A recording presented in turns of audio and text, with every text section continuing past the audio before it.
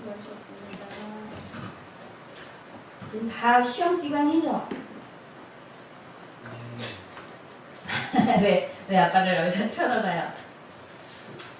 다니엘도 이따가 예배 끝나고 집에 가서 책 갖고 와서 1시간만 공부하고 가세요. 알았죠? 형아랑 누나들이랑 같이. 네, 어디에 오늘 말씀? 열왕기하 8장 25절. 할렐루야. 네, 25절로 29절 말씀 듣도록 하겠습니다.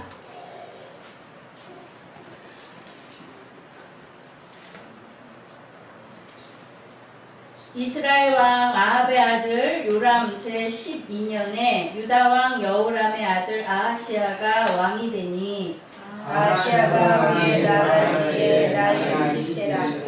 예루살렘에서 1년을 11년이라. 그 모친의 이름은 아달랴라. 이스라엘 왕 오므리의 소녀더라. 아하시아가 아합의 집 길로 행하여 아합의 집과 같이 여호와 보시기에 악을 행하였으니 저는 아합의 집의 사위가 되었음이로라. 저가 아합의 아들 요람과 함께 길르앗 곳으로 가서 아람 왕 하사엘로 더불어 싸우더니 아람 사람들이 요람을 강하게 한지라. 다같이 요람 왕이 아람 왕 하사엘과 싸울 때에 라마에서 아람 사람에게 맞아 상한 것을 치료하려 하여 이스라엘로 돌아왔더라. 아합의 아들 요람이 병이 있으므로 유다 왕 여호람의 아들 아하시아가 이스라엘에 내려가서 방문하였더라. 아멘. 예. 지난 시간에는 우리가 남유다의 여호람 왕에 대해서 들었죠. 여호람 왕의 아버지가 누구죠? 아버지? 네 글자? 여호사밧이죠. 여호사밧의 아들 여호람. 그 여호람의 와이프는 누구였죠? 부인은?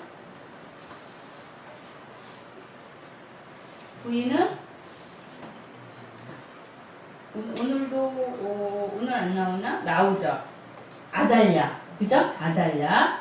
예. 이 여호람과 아달랴 사이에서 나온 아들이 바로 아하시아. 오늘의 6대 왕, 이스라엘 6대 왕인 이 아하시아가 오늘 내용의 주인공이에요. 이 아하시아는 22세의 왕이 됐대요. 22세의 왕이 됐는데 왕을 몇 년 했다고요? 1년. 26절에 나오죠? 1년을 치려고 죽어버렸어요. 예. 그의 부인은 아합의 딸인 아달랴고요. 이 또 26절에 보니까 이스라엘 왕 오므리의 손녀더라. 그렇죠? 오므리는 아합 왕의 아버지죠. 이 오므리 왕조를 시작한 말하자면 할아버지인 거예요. 아달랴의 할아버지. 네. 1년밖에 아하시아가 지금 통치를 하지 못하고 이렇게 단명한 거는 뒤에 이제 유다의 여러 왕들 중에 맨 끝에 나오는 여호야긴 이런 왕은 몇 달 이렇게 석 달 이루고 다 끝났거든요. 그거를 제외하고는 지금 다 어쨌든 그래도 이렇게 짧게 다스린 사람이 유다에는 없었어요. 아주 최단명한 그런 사람이죠. 이렇게 단명한 이유가 뭐라고 여기 나오냐면 여호와 보시기에 악을 행했다고 그랬어요. 예, 그런 평가가 나오는데 여호와 보시기에 악을 행한 원인이 어디 있다고 그래요? 아합의 집에 뭐가 됐어요? 사위가 됐대요. 근데 이상하다. 여호람도 아합의 집의 사위인데, 그죠? 여호람도 부인이 아달랴잖아요. 아합의 딸이니까. 그러니까 여호람 자기 아버지도 아합의 집의 사위가 됐는데 그 아들이 이 아하시아도 지금 아합의 집에 사위가 됐대요. 그러니까 또 다시 그 아합의 딸들 중에서 또 택해서 결혼을 정략적으로 한 거죠. 그러니까 대를 이어서 아버지에 의해서 아합의 집과 혼인으로 어떻게 맹약을 한 거죠. 공맹을 맺은 거죠. 그래서 이제 뒷부분에 28절, 29절에 나오는 아람의 하사엘과 지금 아람은 베나닷이 죽임을 당하고 살해되고서 누가 왕이 됐어요? 하사엘이 왕이 됐죠. 엘리사가 가서 기름 부어줬잖아요. 그죠? 이 남유다 아시아하고 북이스라엘의 요람이 서로 연합군을 만들어가지고 이 아람하고 전쟁을 하게 되는 그런 내용이 나오는데요. 이 결혼 동맹이 이 집안끼리 지금 남유다와 북이스라엘이 결혼으로 서로 동맹을 맺었기 때문에 서로가 이렇게 어려운 일이 있을 때에 도와주는 사이로서 각자의 그 왕위와 그 왕족을 유지하는 데 있어서 아주 유리한 그런 안위를 보장받기 위해서 이런 동맹을 하는 거 아니겠어요? 그런데 이것이 오히려 이들에게 올무가 돼서 이 아합의 집을 하나님이 심판하실 때에 그 아합의 집의 심판 도구로서 사용하신 이 뒤에 나오는 예후에 의해서 이 아하시아도 동일하게 이 아합의 집으로 간주가 돼버린 거예요. 하나님께서 아합의 집을 심판하신다는 건 북이스라엘이잖아요. 아합의 집은. 그죠? 북이스라엘을 왕조를 심판하시는데 이 지금 남유다인 아하시아도 아합의 집의 일원으로서 하나님이 간주해버리시는 거예요. 왜? 그 집의 사위가 됐잖아요. 그죠? 그 한 집안으로 그 집안에 영향을 받은 악한 일을 저지르는 같은 왕조로서 하나님이 예후에 의해서 한 사람 예후에서 북쪽과 남쪽의 모든 왕조가 다 멸절되게 되는 지금 아합의 집안이 다 멸절되게 되는 이런 일에 이들이 같이 휘말리게 되는 거예요. 그러니까 자기들은 인간적인 생각으로 결속을 내렸지만 그 악한 결속을 하나님이 심판으로써 다 깨뜨리신 거죠. 네, 그래서 이 아하시아에 대한 내용이 우리가 읽었는데 보면 대부분 이렇게 쭉 이렇게 나올 때 그의 이제 여러 가지 큰 업적과 또 언제 죽었고 어떻게 죽었고 묘지는 어디고 이런 게 다 나오잖아요. 그런데 오늘은 보세요. 29절에 그런 내용이 자세하게 없어요. 그리고 아하시아에 대해서는 그렇게 자세하게 안 나오고 슬쩍 넘어가 버려요. 그리고 누구로 넘어가냐면 예후에 대한 내용으로 19장으로 넘어가거든요. 그거는 이제 지금 이 하나님의 심판의 도구로서 예후를 사용하시는 그 이유 때문에 그거하고 연관이 있어서, 왜냐하면 아하시아의 죽음이 이 예후하고 직접적으로 연관이 있기 때문에 그렇게 그냥 넘어가게 되는 것 같아요. 예, 오늘 25절부터 이렇게 쭉 보면요, 아하시아가 아합의 길로 행했다고 그랬어요. 그러니까 아하시아는 다윗의 후손이고 아버지는 여호람이고 그 할아버지는 믿음의 왕인, 그래도 뭐 아주 큰 그런 칭찬은 받지 못했지만 그래도 하나님이 하나님의 사람으로서 인정하셨던 여호사밧이고 그랬는데, 그런 할아버지 밑에서 태어난 이 아하시아가 자기 아버지 여호람이 우상 숭배하는 그 길을 그대로 답습하고, 그가 아버지 여호람의 그런 모든 과정을 그도 다 봤겠죠. 그래서 어떻게 그가 일생을 살았고 우상을 어떻게 섬겼고 하나님을 배반했는지에 대해서 분명히 다 보고, 그가 22세면 그 당시에는 성인이잖아요. 그죠? 성인이고 다 알 수 있는 나이고 어떻게 비참한 최후를 맞이했는지도 뻔히 그가 보았기 때문에 이 사실에 대해서 모를 리가 없죠. 그런데 이 역사적인 사실을 통해서도 교훈을 받지 못한 거죠. 말하자면 교육이 안 된 거예요. 지난 시간에 제가 이런 신앙의 유전은 그냥 저절로 되는 것이 아니라 그랬잖아요. 교육으로, 말씀을 교육함으로써 이 신앙의 유전이 이어진다고 그랬는데, 이 결국은 자기 아버지의 전철을, 실수를, 잘못된 역사를 그대로 반복하는 꼴을 그가 겪게 되고 말았습니다. 우리가 교훈을 얻는 것, 교훈을 얻는다. 우리가 직접적으로 체험해서 어떤 일을 경험해서 이럴 땐 이렇게 해야 되는 거구나, 이럴 땐 이렇게 하면 안 되는 거구나, 이거는 위험한 일이구나, 아 이건 참 이런 방법은 좋은 거구나 하고 직접적으로 자기가 체험해서 얻는 것도 있지만 내가 체험하지 못하더라도 다른 사람이 써놓은 책이나 글이나 또는 가르쳐주는 얘기나 이런 것들을 통해서도 우리가 알 수 있잖아요. 그죠? 그래서 맨날 이승 목사님이 내가 경험해 봤기 때문에 내가 다 고난을 겪어봤기 때문에 그런 거는 겪지 말라고 가르쳐주는 거라고 항상 그렇게 얘기를 하셨었어요. 예, 이렇게 그거는 곧 다른 사람이 살아온 역사나 우리 이전 세대가 겪었던 역사들을 봄으로 인해서 그것을 보고 교훈을 삼아서 다시 반복하지 않으려고 하는 그런 노력들이 있으면 이제 그런 것들이 고쳐지는 거잖아요. 그런데 지금 아하시아는 자기 아버지의 그런 잘못된 행태들로 그가 어떠한 결론을 맞이했는가를 보고서도 깨닫지 못하고 교훈으로 삼지 못했기 때문에 그도 역시 아합의 길로 행하는 왕이 되어서 하나님의 심판을 받았다고 생각이 듭니다. 예, 역사를 교훈으로 삼는다 하는 걸 생각하니까 얼마 전에 언제였는지 기억이 안 나는데 우리 문재인 대통령이 역사를 다시 써야 된다. 우리 역사 교과서를 다시 써야 된다. 그래서 저게 무슨 말이야. 박근혜 대통령도 그래서 뭐 많이 논란이 됐었는데 저 사람도 또 그런 소리를 하네. 그래서 이렇게 가만히 들어봤는데 내용은 우리나라 역사, 우리나라의 개국 역사가 잘못됐다는 걸 얘기하더라고요. 그래서 저게 무슨 말인가 그랬더니 말하자면 우리나라 대한민국 정부가 수립된 것이 잘못했다는 거예요. 우리가 그 시점을 어디서 잡느냐에 따라서 우리나라의 개국 시기가 달라진다는 거죠. 그래서 목사님한테 물어봤어요. 저게 무슨 소리예요? 정확하게 우리나라 시작한 게 정확하지 왜 뭐가 달라요? 그랬더니 김구 선생이 상해에서 활동할 때 대한민국 임시정부를 우리나라 사람들이 말하자면 뭐죠? 의정활동? 뭐라 그러죠?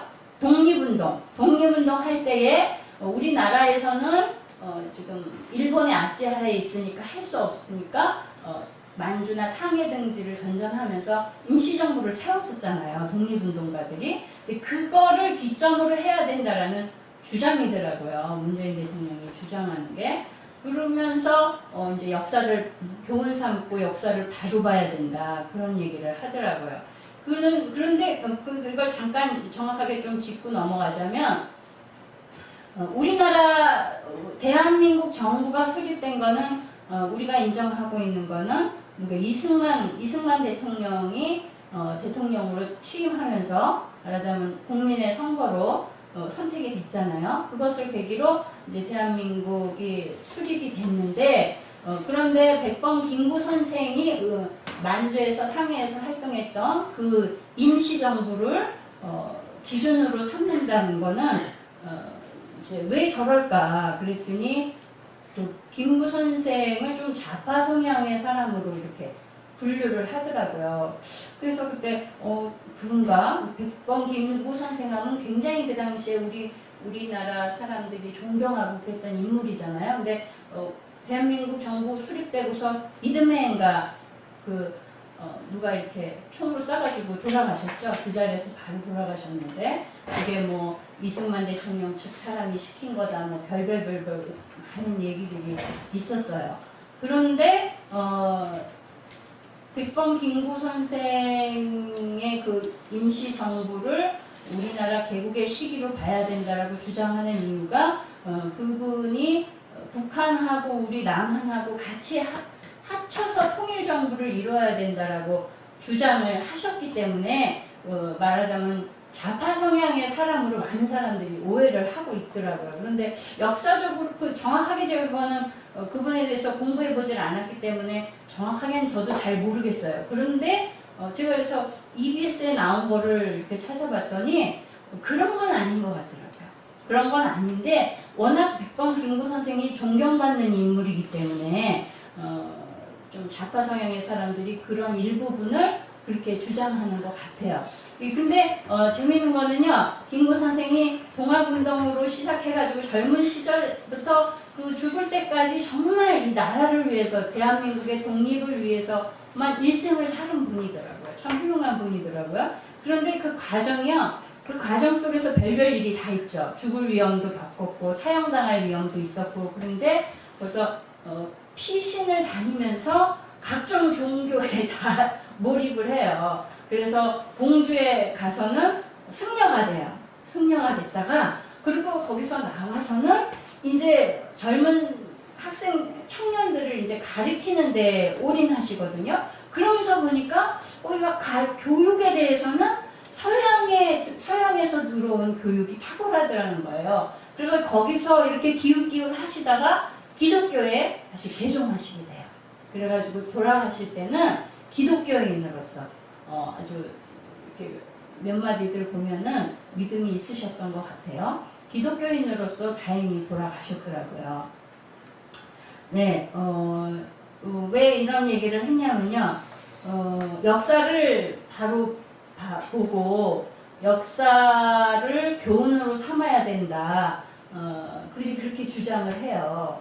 그런 자기들이 원하는 것을 얻기 위해서 그렇게 얘기를 한 것 같아요. 그러나 그렇다면 역사를 바로 보려면 똑바로 봐야 되죠. 지금 우리가 각각 남한의 그 정부를 수립하고 북한에서는 김일성이 러시아와 중국에 의존해서 또 북쪽에서 자기들의 나라를 세웠잖아요. 그렇게 시작된 것이 지금 70여 년인데 70여 년 동안 이 북한과 남한이 어떻게 그 역사가 이어져 왔는가를 똑바로 봐야 되겠죠. 북한은 공산주의 사상으로서 나라를 다스렸고 우리 남한은 자본주의 또 민주주의 사상으로서 나라가 이어져 왔고 북한은 기독교를 탄압하는 최고의 나라가 되어 있고 이 남한은 우리 대한민국은 세계 각지에 복음을 전하는 선교국의 역할을 지금 하고 있는 그런 나라가 되어 있어요.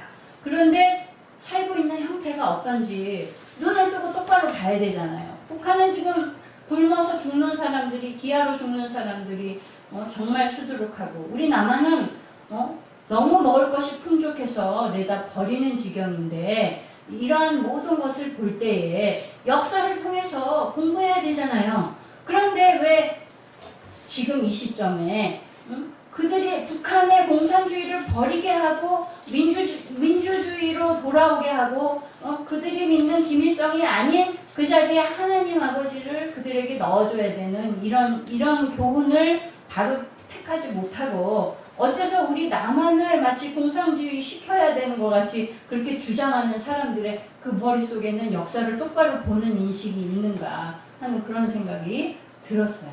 바로 역사를 바로 본다면 똑바로 말해야 되죠. 그죠? 지금 현재 벌어진 역사 그대로를 보면서 비판하고 그대로를 보면서 평가해야 되잖아요. 바르게 평가해야 되잖아요. 그렇다면 이 결론을 보고서 공산주의는 잘못된 것이다 라고 분명하게 말할 수 있어야죠. 역사를 통해서 교훈을 얻는다면. 그러나 아직도 안타까운 것은 잘못된 사상 사상으로 그 사상이 북한에서 공산주의 사상이 정말 우수한 내용이긴 하지만 그 공산주의 사상대로 그들이 살고 있지 못하잖아요. 그죠? 사상은 그렇게 주장을 할지 몰라도 사실 그들이 살고 있는 삶의 형태는 온전한 공산주의가 아닌 거예요. 그렇게 될 수가 없는 거예요. 그거는 인간 세상에서 이루어지기 어려운 허구의 세상인 거예요.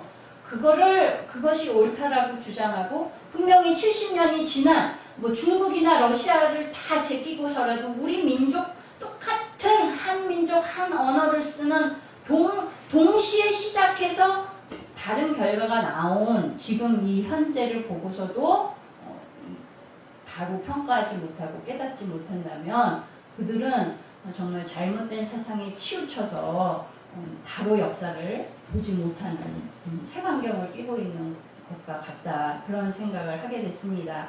예, 우리가 지금 너무 부유하게 우리는 되어서 사실은 걱정이죠. 너무 부유하게 됐고 우리 국민들도 배부르고 또 우리 교회들도 더 배부르고 다 이래서 얼마나 지금 이 세상이 정말 악에 치닫고 있는 그런 안타까움이 있는데요.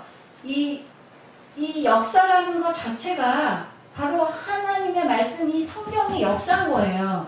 이 성경을 통해서 하나님의 말씀을 통해서 하나님이 우리에게 교훈을 주시고 계신 거죠. 우리 인생을 어떻게 살아가야 되는지. 그래서 성경에는요, 좋은 얘기만 있지 않아요.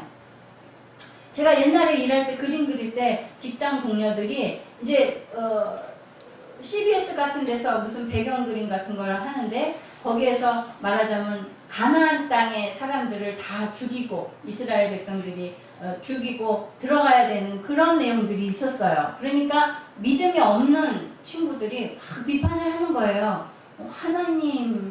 하나님이라는 분이 어떻게 사람을 그렇게 죽이라고 명령하실 수가 있냐, 이렇게 단편적으로만 얘기할 때 참 그거를 그때는 제가 설명하기가 제가 참 난감하더라고요. 예, 참 설명하기 어려운 부분들도 많고요. 또 아주 악한 모습들도 많이 나와 있어요. 아합이 행한 그런 아주 혐오스러운 모습들, 그런 것도 적나라하게 다 나와 있잖아요. 그럼 그런 것들을 왜 하나님은 성경에 기록을 해 놓으셨을까요? 이렇게 악하게 할 수도 있으니까 이런 걸 배워라? 악한 걸 배워라? 그러고서 해 놓으신 게 아니죠.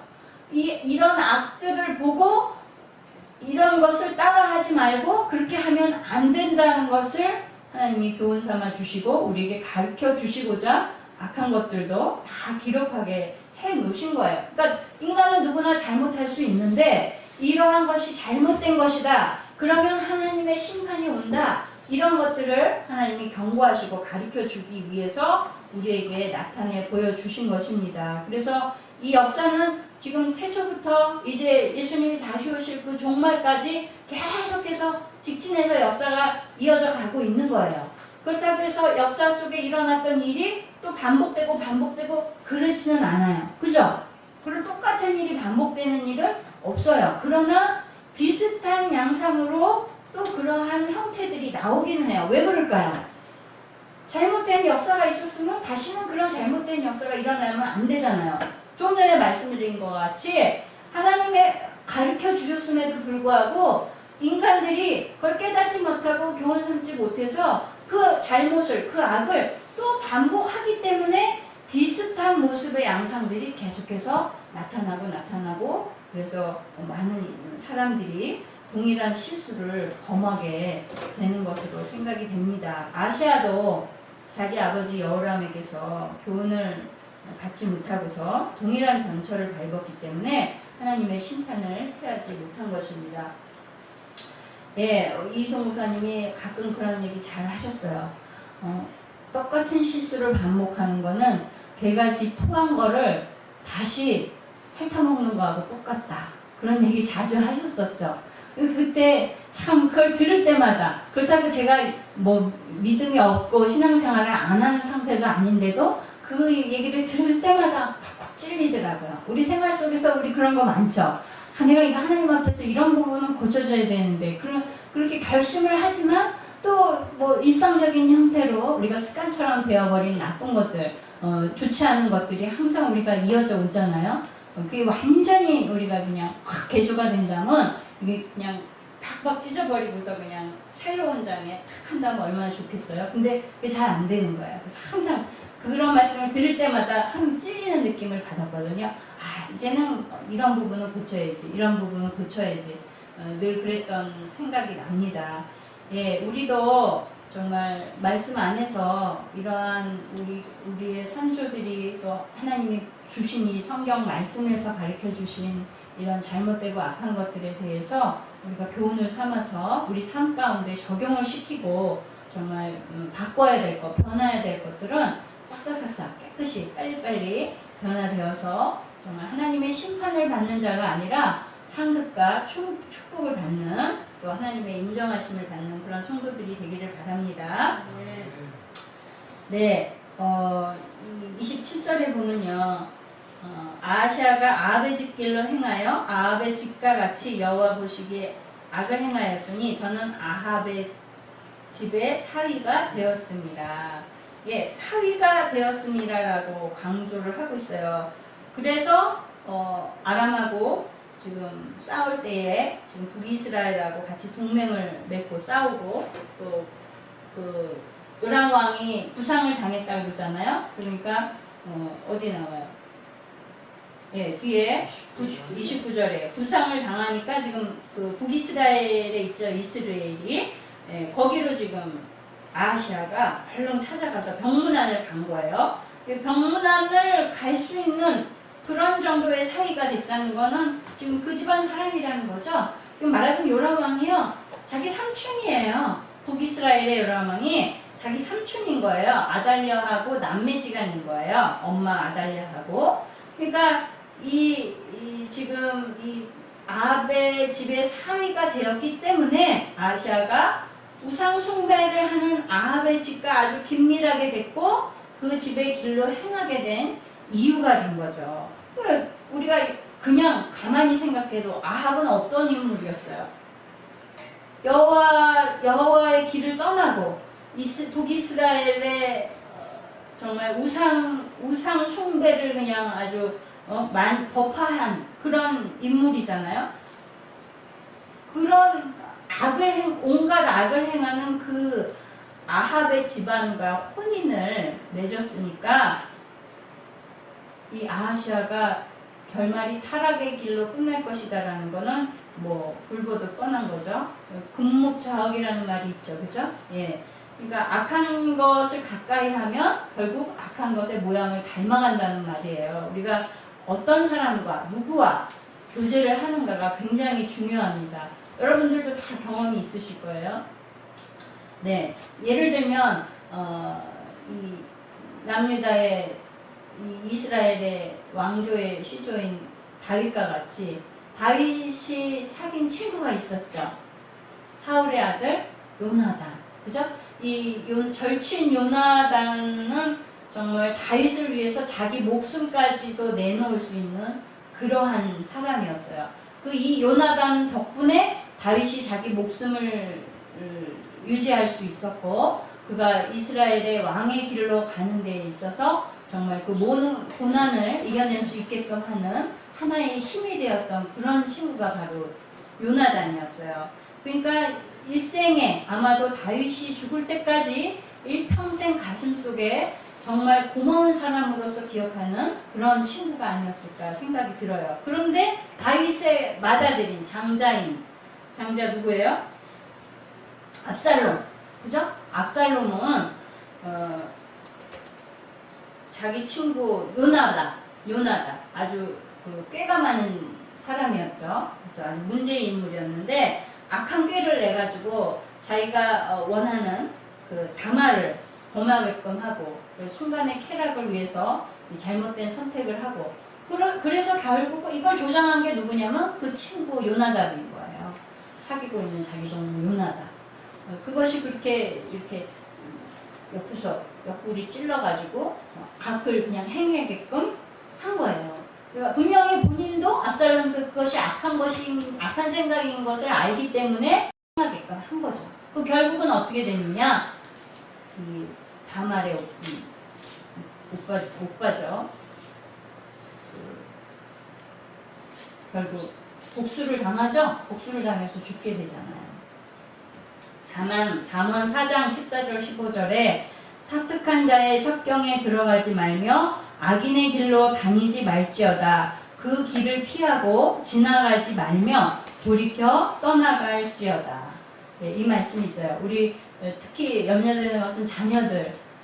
한창 이제 지금부터 뭐 청년기에는 부모님보다도 친구가 우상이 돼요. 말 통하고 서로 마음이 맞는 친구가 1순위예요. 저도 그런 경험이 있어요. 그래서 많은 시험차가 가고 잘못도 저지른 적이 있고 가만히 돌이켜보니까 친구를 사귀는 게 그렇게 중요한 것임을 알면서도 내가 세상 친구들과 많이 만났었구나 그런 생각이 들더라고요. 저도 친구를 굉장히 좋아하는 스타일이기 때문에 뭐 누구나 젊은 시절엔 다 그렇잖아요. 예, 그래서 어떤 사람과 어울렸느냐에 따라서 내 삶의 형태가 달랐더라고요. 우리 자녀들도 이걸 명심하시고 정말 믿음의 사람, 정말 할 수 있으면 믿음의 사람을 여러분이 선별해서 만나시면 좋겠고요. 누구를 뭐 차별하라는 건 아니지만 여러분이 견고한 믿음으로 능력이 있어서 악한 친구도 정말 주의 말씀으로 이끌 수 있는 그러한 힘이 여러분에게 있으면 뭐 무엇이 문제겠어요. 그런데요, 대부분 그러지 못해요. 그 악한 것이 잘못된 것인 줄을 알면서도 나는 믿음이 있으면서도 친구 좋아서 강남 가게 되는 거예요. 그러니까 교제가 믿음 안에서 주 안에서 교제가 얼마나 중요한가 여러분 아시고 정말 왜냐하면 친구가 하는 걸 다 같이 하거든요. 문화생활도 그렇고 교육도 그렇고 무슨 여가도 그렇고 오락도 그렇고 다 친구가 하는 걸 같이 하거든요. 같이 나누고 같이 다 누린단 말이에요. 신앙생활도 마찬가지예요. 예, 여러분 우리 시편 1장 1절 찾아봅시다. 읽어봅시다. 너무 잘 아는 말씀이지만 읽고 시작. 복 있는 사람은 악인의 꾀를 쫓지 아니하며 죄인의 길에 서지 아니하며 오만한 자의 자리에 앉지 아니하고. 아멘. 네. 근처에도 가지 말라 그 얘기예요. 오죽해 하나님이 이스라엘 민족을 지름길인 블레셋 땅으로 곧장 지나가게 안 하시고 이렇게 애둘러서 그 먼 길을 돌아가게끔 하셨겠어요. 그죠?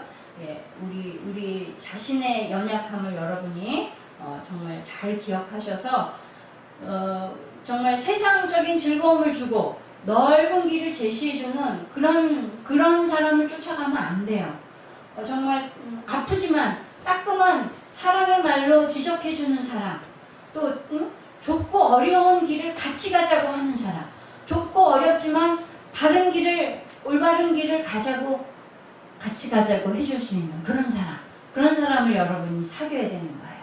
당장은 즐거운 것 같고 더 좋아 보이고 세상적으로 넓은 길인 것 같고 그런 길을 함께 가자고 하는 사람들을 그냥 교제하는 그거는 어리석은 거예요. 왜?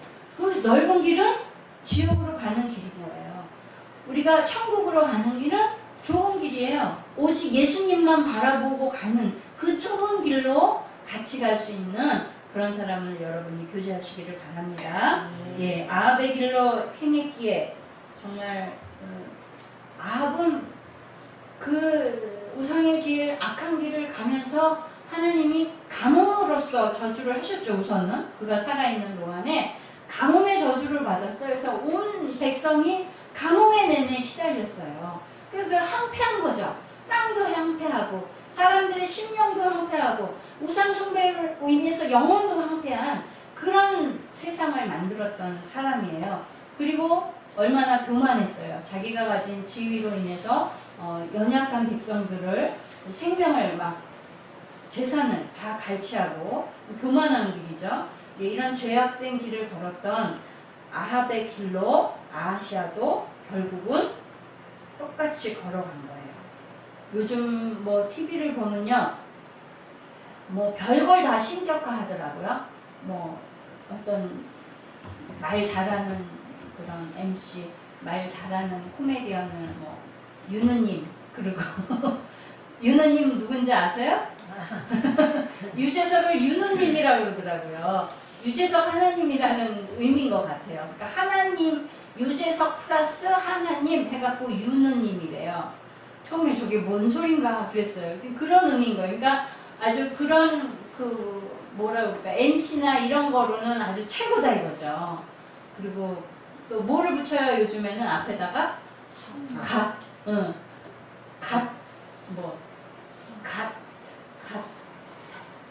뭐가 생각이 금방 안 나는데 뭐 가짜 붙여서 얘기 많이 하잖아요. 뭐 갓탤런트, 그리고 뭐 있죠? 왜 갑자기 생각이 안 나지? 가짜를 붙여서 얘기하는 거예요. 갓이 뭐예요? 갓.